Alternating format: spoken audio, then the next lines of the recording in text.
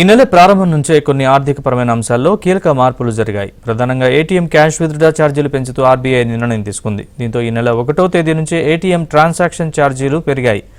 ఉచిత transaction limit దాటితే ATM withdraw ఛార్జీలను 21 రూపాయల నుంచి 23 రూపాయలకు పెంచారు.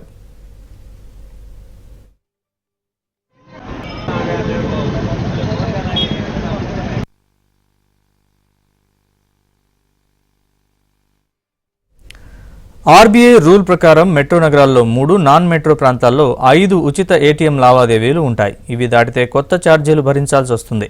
దీని ప్రకారం ఉచిత లావాదేవీలకు మించి చేస్తే కస్టమర్లు ప్రతి లావాదేవీకి గరిష్టంగా 23 రూపాయల ఛార్జీల రూపంలో చెల్లించాల్సి వస్తోంది.